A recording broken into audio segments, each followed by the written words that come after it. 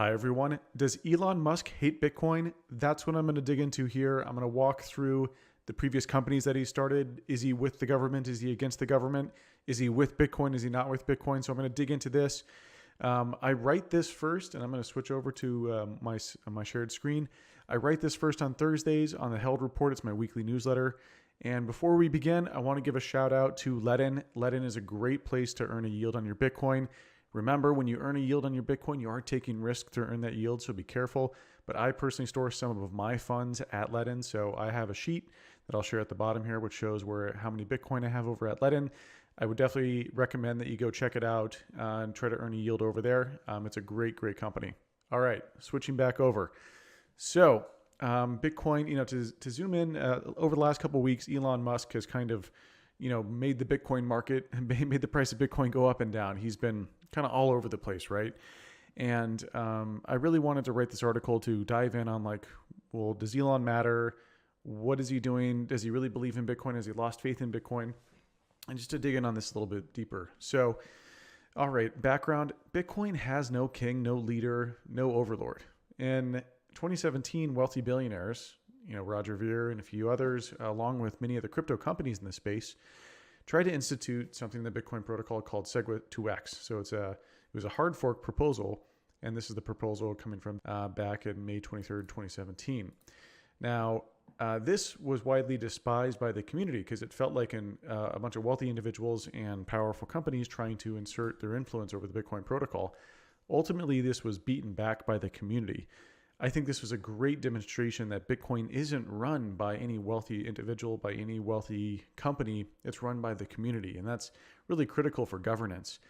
Now, a few days ago, Elon Musk, one of the wealthiest people in the world, and he had previously bought Bitcoin with his company Tesla and on a personal level, tweeted something out that was conflicting with his feelings on Bitcoin. So basically, he said, we're going to stop accepting Bitcoin as payment because it's using too much energy. Well, many of you who've already known me have heard my thoughts or read my articles on Bitcoin's energy consumption. Bitcoin's energy consumption is a good thing. It's not a bad thing. And so what was really bizarre is he had this first statement, and then the day later it escalated a little bit more, where these are really big misconceptions. It shows a few things, and I'll dig into this in a minute.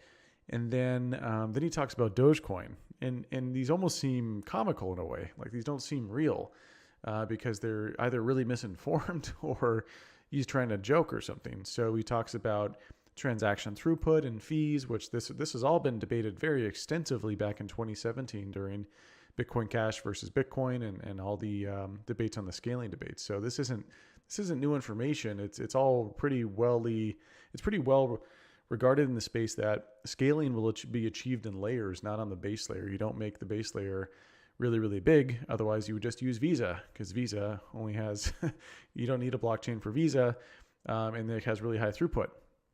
And then as of a couple of days ago, he reversed his position, where during the Bitcoin dip, he said Tesla has diamond hands, which was kind of bizarre because he just kind of shit on Bitcoin before, but now he's cool with it. And then what's even weirder is that Elon actually replied to a tweet of mine. So I tweeted a joke about Bitcoin energy FUD, and then he laughed about it. And this was before all this, before he wrote that part from, before Tesla and him, before he and Tesla publicized all that information about Bitcoin being wasteful. So a really bizarre, back and forth.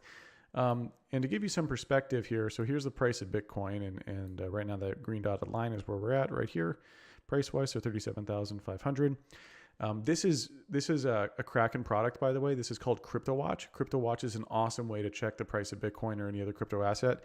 On this chart, you can copy paste. So if you just Control-C, Control-V, you can copy paste a tweet onto the chart, and then it'll show you where that tweet is date-wise. So this is when he announces that Tesla is buying Bitcoin. So it went from like 30,000 to 40,000 almost in one day. Then we saw that carry us all the way to around 65,000. And then we dipped. And then right around here, when Bitcoin's at around, let's see, what is that? Yeah, around like 50,000-ish. He tweets, Tesla and Bitcoin, the tweet about Bitcoin's energy consumption. So that gives you some perspective to how much this actually impacted the price of Bitcoin. Now, what are his motivations here? Well, he didn't do any due diligence when he bought Bitcoin, which is kind of bizarre, but not out of the realm of possibility, which means that he doesn't understand the trade-offs between scalability and decentralization or energy consumption or transaction throughput or any of that. I think this would be the most disappointing one because I'd like to believe he'd spent at least a little bit of time looking into it if he spent $1.5 billion on a company level.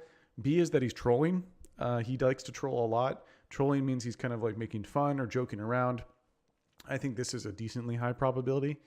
And then C has another agenda is virtue signaling. Virtue signaling means I'm trying to signal my virtue even though it's not actually doing anything good. It's just signaling virtue to resonate with my audience.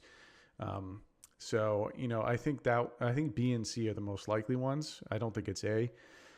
And I think when we dig into this a little bit more, there might be some interesting things around option C, which is the more, because the trolling one is like, okay, Elon just finds it a joke because he loves Dogecoin and has kind of leaned in on that. And he must know that Dogecoin is a joke, right? I think that's why he finds it so humorous. I think C is the most likely option. And when we dig into, so if B and C are the most likely, C is probably my top choice. When we dig in a little bit here, Stefan Livera made a great point that Tesla actually made more money hodling Bitcoin than it did selling cars. So, Tesla, the company isn't exactly in a great financial position. Sales are going well, but they're not exactly generating a huge amount of profit.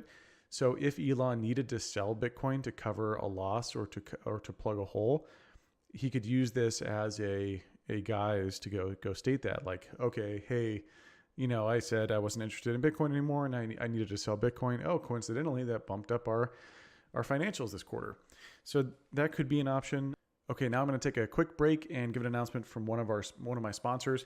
The sponsor is CryptoTag. CryptoTag is the best way to store your Bitcoin backup. So the Bitcoin backup is that 12 to 24 word phrase. And what you do with the CryptoTag is on the back here, you etch in, they have a little stamper, you stamp in, so let's see, there we go. You stamp in your mnemonic, the 12 to 24 words. This is made out of titanium, which means that it is crush-proof, water-proof, fireproof to some degree. It's got one of the highest melting points of any other metal. So this is a phenomenal way to back up your Bitcoin. Definitely recommend it. Okay, back to the article. So that could be an option. But I think if we dig in much, much deeper into the sectors in which his businesses are in, I think we understand that he's in this kind of weird limbo between governments and crypto. So he works in some of the two most regulated industries out there, transportation and the military industrial complex / so he works in like automobile, and he also works in, he works in like the space industry. So he often embraces regulation when it suits him, but then fights it when it doesn't. For example, before Tesla, you used to, state regulators required you to sell cars through a dealership. You couldn't sell cars directly to consumers for some crazy reason. And this existed for almost 80 years. Kind of nuts that this was around for this long. Tesla actually had to fight dealerships and state governments to sell cars directly, which was absurd. Like, who cares? Of course, like what? There's no debatable regulation that would be needed for a car manufacturer not to be able to sell cars directly. It's absurd. So that's where he had to fight regulation. But then on the flip side, he likes to take subsidies from the federal government. And when we look at the amount of subsidies that he's received over $2.5 billion in state and federal subsidies for Tesla. So, he's kind of in a rock and a hard place of like, he embraces regulation when it suits him, but then he also challenges it when it doesn't. Same with SpaceX. So many of NASA's partners, Boeing, Lockheed Martin, these are part of like the military industrial complex. They kind of control a ton of things. I'd recommend you Google this. The military industrial complex is this massive, massive part of like this huge onerous government kind of cancer where, the amount of government spending that occurs for defense is massive in the United States to the tune of hundreds of billions a year. And these companies influence the Pentagon, they influence Congress and the president to go spend more and more on their $1 million missiles, on their $1 billion planes. I mean, the stealth bomber is $1 billion per plane, or the $1 trillion fighter jet program, like the F-35 fighter jet. That's the military industrial complex. And when we look into this, Elon, when he created SpaceX, the United Launch Alliance, which is Boeing plus Lockheed Martin in a joint partnership, they actually had a no bid contract with the Air Force, which is just nuts. So there's actually a couple times he had to sue the Air Force. One was in 2019 because they gave contracts to the ULA and other companies for unbuilt, unflown systems where SpaceX had fully functional systems. And then back in 2015, he had to sue the Air Force because the Air Force had given, let me look up this number. It was crazy. Let's see. They had 36 rockets, $11 billion deal with no bid. They essentially, the Air Force had given the ULA this deal without letting anyone else bid on it, which is insane. I mean, that very much shows the kind of ingrained, like really kind of gross relationship between the military industrial complex and the government. And so Elon had to build a business in that environment.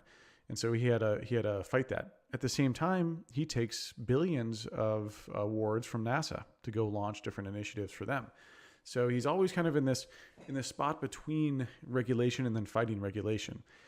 And so when he's fighting Bitcoin's like energy consumption worries, is he actually worried about that, or is he more worried about how Tesla, his business, will be perceived by the government? And is he trying to play along and acquiesce to some of their environmental concerns?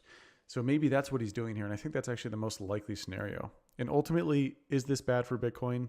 I don't think so. Like, yes, short term, sure, the price had a dip, but Bitcoin absorbs these negative narratives. I mean, the time I've been in Bitcoin, which is 8 years, actually 9 years now, Bitcoin has had continual negative narratives, and it has survived and thrived.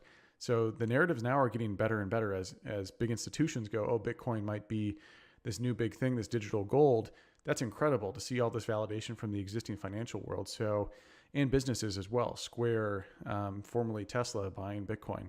And nothing has fundamentally changed. A volatile billionaire has little to no influence on Bitcoin's trajectory.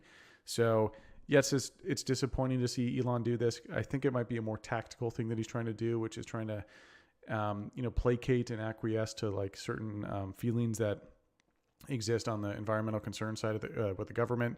So yeah, I don't think it's bad for Bitcoin. Bitcoin's going to do fine. We'll move through the Elon era and Bitcoin will progress. Hope you enjoyed. Cheers. Bye.